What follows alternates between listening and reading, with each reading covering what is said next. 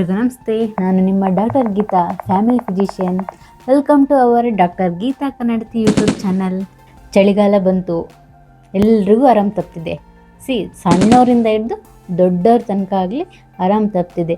So ಇವತ್ತಿನ ಸಂಚಿಕೆಯಲ್ಲಿ ನಾನು ನಿಮ್ಗೆ ಏನು ತಿಳಿಸ್ಕೊಡ್ತೀನಿ ಅಂದರೆ, ಈ ಸಣ್ಣ ಮಕ್ಕಳಲ್ಲಿ ಜ್ವರ ಬಂದರೆ ನೀವು ಮನೆಯಲ್ಲಿ ಏನು ಟ್ರೀಟ್ಮೆಂಟ್ ತೊಗೊಬೇಕು, ಸೊ ಹೇಗೆ ಅಲರ್ಟಾಗಿರಬೇಕು, ಮಕ್ಕಳಿಗೆ ಆ ಟೈಮಲ್ಲಿ ಏನೇನು ತಿನ್ನೋಕೆ ಕೊಡಬೇಕು, ಆ ಟೈಮಲ್ಲಿ ಏನೇನು ತಿನ್ನೋಕೆ ಕೊಡಬಾರ್ದು ಅಂತ ಈ ವಿಡಿಯೋದಲ್ಲಿ ನಾನು ನಿಮಗೆ ತಿಳಿಸ್ಕೊಡ್ತೀನಿ. ಬನ್ನಿ.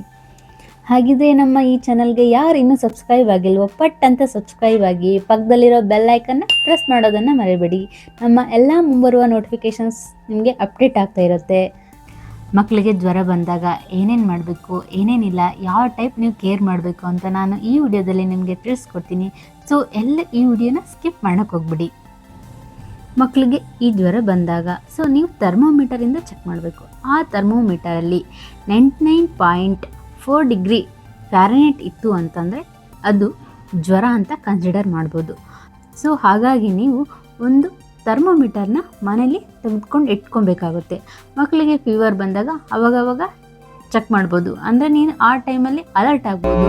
ಸೊ ಎನಿ ಕಂಡೀಷನ್ ಸೀರಿಯಸ್ ಇದ್ದಾಗ ಡಾಕ್ಟ್ರ್ ಹತ್ರ ಕನ್ಸಲ್ಟ್ ಮಾಡ್ಬೋದು. ಈಗಿನ ಕಾಲದಲ್ಲಿ ಮಕ್ಕಳಲ್ಲಂತೂ ನೀವು ಜಸ್ಟ್ ಮನೇಲಿ ಏನು ಮಾಡ್ತೀರಾ, ಮಕ್ಕಳಿಗೆ ಜ್ವರ ಬಂದಾಗ ಜಸ್ಟ್ ಹಣೆ ಮುಟ್ಟು ನೋಡ್ತೀರಾ. ಸೊ ಹಣೆ ಬಿಸಿಯಾಗಿದ್ದರೆ ಮೈಯೆಲ್ಲ ತಣ್ಣಗಿರುತ್ತೆ, ಅದು ಜ್ವರ ಅನ್ನಲ್ಲ. ಥರ್ಮೋಮೀಟರ್ ಎಲ್ಲಿಟ್ಟು ಚೆಕ್ ಮಾಡಬೇಕು ಅಂದರೆ ಈ ಆಕ್ಸಿಲರಿ ರೀಜನ್ ಹತ್ರ ಇಟ್ಟು ಈ ಟೆಂಪರೇಚರ್ನ ಚೆಕ್ ಮಾಡಬೇಕು. ಸೊ 99.4 ಡಿಗ್ರಿ ಫ್ಯಾರನೈಟ್ ಎಬೋವ್ ಇತ್ತು ಅಂತಂದರೆ ಇದು ಜ್ವರ ಅಂತ ಕನ್ಸಿಡರ್ ಮಾಡ್ಬೋದು. ಹಾಗಿದ್ರೆ ಈ ಜ್ವರ ಅಂದರೆ ಏನು?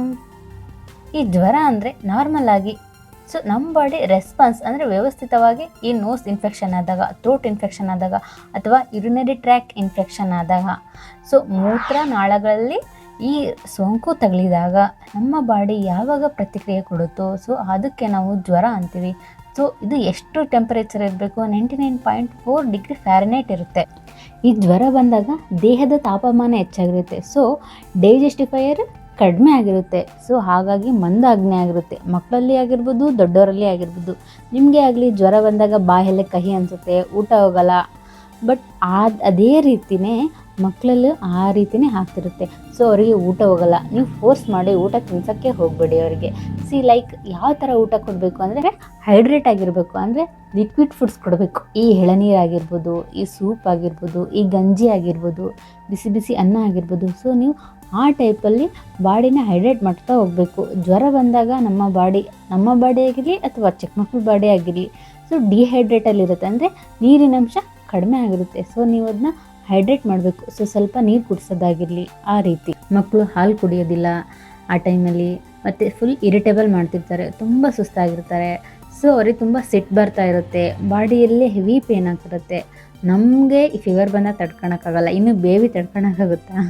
ಹಾಗಿದ್ರೆ ಡಾಕ್ಟ್ರೇ ಮಕ್ಕಳಲ್ಲಿ ಜ್ವರ ಬಂದರೆ ಮನೇಲಿ ಏನು ಮಾಡಬೇಕು ಅನ್ನೋದೇ ಅಂತ ನೀವು ಕೇಳೋದೇ ಆದರೆ, ಈ ಕಾಟನ್ ಟವಲ್ ಅಥವಾ ಈ ಕಾಟನ್ ಬಟ್ಟೆಯಿಂದ ನಾರ್ಮಲ್ ವಾಟರ್, ಫುಲ್ ಕೋಲ್ಡ್ ಇರಬಾರ್ದು. ಸೊ ನಾರ್ಮಲ್ ವಾಟರಲ್ಲಿ ಅದನ್ನ ಡಿಪ್ ಮಾಡಬೇಕು ಕಾಟನ್ ಬಟ್ಟೆನ. ಸೊ ಅದನ್ನ ಫುಲ್ ಹಿಂಡ್ಬಿಟ್ಟು ಬಾಡಿ ತುಂಬ ಒರೆಸ್ಬೇಕು. ಬರೀ ಹಣೆ ಮೇಲೆ ಹಾಕಿ ಬಿಟ್ಬಿಡಿ, ಬಾಡಿ ತುಂಬ ನೀಟಾಗಿ ಒರೆಸಿ ಅವ್ರಿಗೆ ಸ್ವಲ್ಪ ಹೈಜೀನ್ ಮೇಂಟೈನ್ ಮಾಡಿ ಆ ಟೈಮಲ್ಲಿ. ಸೊ ಆವಾಗ ಬಾಡಿ ಟೆಂಪರೇಚರ್ ಕಡಿಮೆ ಆಗೋ ಚಾನ್ಸ್ ಇರುತ್ತೆ. ಸೊ ಮಕ್ಕಳಲ್ಲಿ ಜ್ವರ ಬಂದಾಗ ಫುಲ್ ಅವ್ರನ್ನ ಹೆವಿ ಡ್ರೆಸ್ಸಿಂದ ಕವರ್ ಮಾಡೋಕ್ಕೆ ಹೋಗ್ಬೇಡಿ. ಲೈಟ್ ವೇಟ್ ಆಗಿರೋ ಡ್ರೆಸ್ ಹಾಕಿ. ಆಲ್ರೆಡಿ ಬಾಡಿ ಟೆಂಪರೇಚರ್ ಜಾಸ್ತಿ ಇರುತ್ತೆ, ನೀವೇನಾದರೂ ಹೆವಿ ಡ್ರೆಸ್ ಹಾಕಿದ್ರಿಯಪ್ಪ ಅಂತಂದರೆ ಇನ್ನೂ ಬಾಡಿ ಟೆಂಪರೇಚರ್ ಜಾಸ್ತಿ ಆಗುತ್ತೆ. ಸೊ ಹಾಗಾಗಿ ಲೈಟ್ ವೇಟ್ ಇರೋ ಡ್ರೆಸ್ ಹಾಕಿ ಮಕ್ಕಳಿಗೆ. ಸೆಕೆಂಡ್ ಒನ್, ಈ ಕಾಮನ್ನಾಗಿ ಪ್ಯಾರಾಸಿಟಮಲ್ ಸಿರಪ್ ಅಲ್ವಾ ಯೂಸ್ ಮಾಡೋದು. ಸೊ ಅದರಿಂದ ಏನು ಅಷ್ಟು ಸೈಡ್ ಎಫೆಕ್ಟ್ ಇಲ್ಲ. ಸೊ ಹಾಗಾಗಿ ಈ 1 ಇಯರ್ ಬಿಲೋ ಇರೋ ಮಕ್ಕಳಿಗೆ ಡ್ರಾಪ್ಸ್ ಕೊಡ್ತಾರೆ, paracetamol drops. At least 1 year above ಐತಂದರೆ ಸಿರಪ್ಸ್ ಕೊಡ್ತಾರೆ.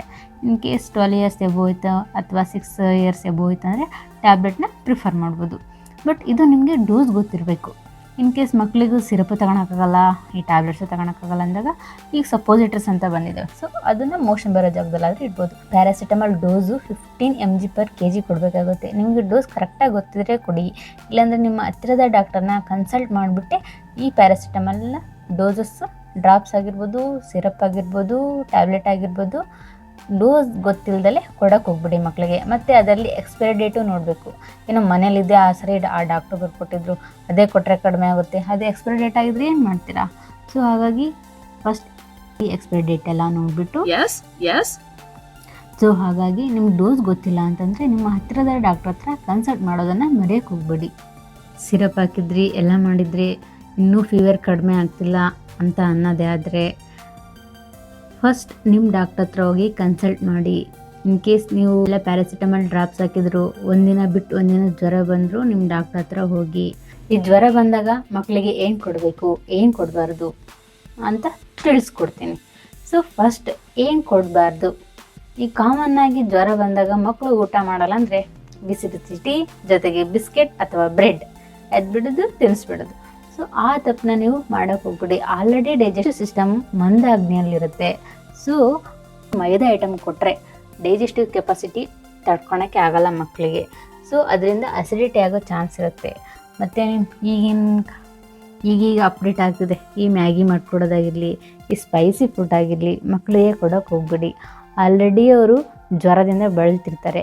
ನೀವೇನಾದರೂ ಆ ರೀತಿ ಫುಡ್ ಕೊಟ್ಟರೆ ಹೊಟ್ಟೆ ನೋವು ಬರುತ್ತೆ, ಅದೊಂದು ಎಕ್ಸ್ಟ್ರಾ ಅಡಿಷ್ನಲ್ ಪೇನ್ ಆಗುತ್ತೆ ತಾನೇ, ಎಕ್ಸ್ಟ್ರಾ ಒಂದು ಸಿಮ್ಟಮ್ಸ್ ಆ್ಯಡ್ ಆಗುತ್ತೆ. ಸೊ ನೀವು ಆ ರೀತಿ ಮಕ್ಕಳಿಗೆ ಕೊಡೋಕೆ ಹೋಗ್ಬಿಡಿ. ಈ ಜ್ವರ ಅಂತಂದರೆ ಈ ಜ್ವರದಲ್ಲಿ ಹಲವಾರು ಟೈಪ್ಸ್ ಇದ್ದಾವೆ. ಈ ಬ್ಯಾಕ್ಟೀರಿಯಲ್ ಇನ್ಫೆಕ್ಷನಿಂದ ಬರ್ಬೋದು, ಈ ವೈರಲ್ ಇನ್ಫೆಕ್ಷನಿಂದನೂ ಆಗಿರ್ಬೋದು. ಸೊ ರಿಕರೆಂಟಾಗಿ ಅಂದರೆ ಪದೇ ಪದೇ ಫೀವರ್ ಬರ್ತಾ ಇದ್ದರೆ ಒಂದಿನಾದರೂ ಕಡಿಮೆ ಆಗಿಲ್ಲ, ಸೆಕೆಂಡ್ ಏನೂ ಜಾಸ್ತಿ ಆಗ್ತಿದ್ರೆ ನಿಮ್ಮ ಡಾಕ್ಟ್ರ್ ಹತ್ರ ಹೋಗ್ರಿ. ಇನ್ನೊಂದು ಮಾಹಿತಿ ನಿಮ್ಗೆ ಕೊಡಬೇಕಾಗಿರೋದು ಅಂತಂದರೆ, ನೀವು 1 to 6 years ಒಳಗಡೆ ಹೈ ಫೀವರ್ ಇದ್ದಾಗ ಸೊ ಮಕ್ಕಳಿಗೆ ಈ ಪೀಡ್ಸ್ ಬರೋ ಚಾನ್ಸ್ ಇರುತ್ತೆ. ಸೊ ಹಾಗಾಗಿ ನೀವು ಅಲರ್ಟ್ ಆಗಿರಬೇಕು. ಮಕ್ಕಳಿಗೆ ಜ್ವರ ಬಂದಿದೆ ಅಂತ ನೀವು ನೆಗ್ಲೆಕ್ಟ್ ಮಾಡೋಕ್ಕೆ ಹೋಗ್ಬಿಡಿ. ನಿಮ್ಮ ಹತ್ತಿರದ ಡಾಕ್ಟರ್ ಹತ್ರ ಕನ್ಸಲ್ಟ್ ಮಾಡಿ. ಹಾಗಿದ್ದರೆ ಜ್ವರ ಬಂದಾಗ ಮಕ್ಕಳಿಗೆ ಏನೇನು ಕೊಡಬೇಕು, ಏನೇನು ಮಾಡಬೇಕು? ಸೊ ಫಸ್ಟ್ ಒದ್ದೆ ಬಟ್ಟೆಯಿಂದ ಒರೆಸಿ, ಆಗ ಬಾಡಿ ಟೆಂಪರೇಚರ್ ಕಡಿಮೆ ಆಗುತ್ತೆ. ಸೊ ಡೈಜೆಸ್ಟಿವ್ ಫೈರ್ ಕಡಿಮೆ ಇರೋದ್ರಿಂದ ನೀವು ಲೈಟ್ ವೇಟ್ ಫುಡ್ ಕೊಡಬೇಕಾಗುತ್ತೆ. ಈ ಸೂಪ್ ಆಗಿರ್ಬೋದು, ಈ ಬಿಸಿ ಬಿಸಿ ಅನ್ನ ಆಗಿರ್ಬೋದು, ಈ ಲಿಕ್ವಿಡ್ ಫುಡ್ಸ್ ಲೈಕ್ ಎಳನೀರು ಆಗಿರ್ಬೋದು, ಆ ರೀತಿ ಕೊಡಬೇಕಾಗುತ್ತೆ. ನೆಕ್ಸ್ಟ್ ಏನು ಮಾಡಬೇಕು ನೀವು ಅಂತಂದರೆ, ಬಾಡಿಗೆ ಈ ಜ್ವರ ಬಂದುಬಿಟ್ಟು ದೇಹದ ತಾಪಮಾನ ಜಾಸ್ತಿ ಆಗಿಬಿಟ್ಟು ನಮ್ಮ ಬಾಡಿಯಲ್ಲಿ ನೀರಿನ ಅಂಶ ಕಡಿಮೆ ಆಗಿರುತ್ತೆ. ಹಾಗಾಗಿ ನೀವು ಈ ಎಳನೀರು, ಅವಾಗವಾಗ ನೀರು ಸ್ವಲ್ಪ ಕೊಡ್ತಾ ಇರಬೇಕು ಮಕ್ಕಳಿಗೆ. ಸೊ ಈ ಮಕ್ಕಳಿಗಾಗಲಿ ನಮ್ಮಲ್ಲಾಗಲಿ ಜ್ವರ ಬಂದಾಗ ರೆಸ್ಟಲ್ಲಿರೋದು ಚೆನ್ನಾಗಿ. ಸೊ ಆಟ ಬೇಡ ಮಕ್ಕಳಿಗೆ, ಓಡಾಟನೂ ಬೇಡ. ಸೊ ರೆಸ್ಟಲ್ಲಿ ಇದ್ದಾಗ ಮಕ್ಕಳು ಬೇಗನೆ ಗುಣವಾಗ್ತಾರೆ.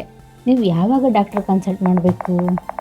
ಸೊ 3 ತಿಂಗಳಿನ ಕೆಳಗಡೆ ಅಂದರೆ ವಿತಿನ್ 3 months ಬೇಬಿಗೆ ಜ್ವರ ಬಂದಾಗ ಡಾಕ್ಟ್ರ್ ಹತ್ರ ಹೋಗಲೇಬೇಕು. ಸ್ಟಾರ್ಟಿಂಗಲ್ಲೇ ನೀವು ಹೋಗಬೇಕಾಗುತ್ತೆ. ಸೊ 2 ದಿನ ಆದರೂ ಜ್ವರ ಬಿಟ್ಟಿಲ್ಲ ಅಂತಂದಾಗ ಡಾಕ್ಟ್ರ್ ಹತ್ರ ಭೇಟಿ ಮಾಡಬೇಕಾಗುತ್ತೆ.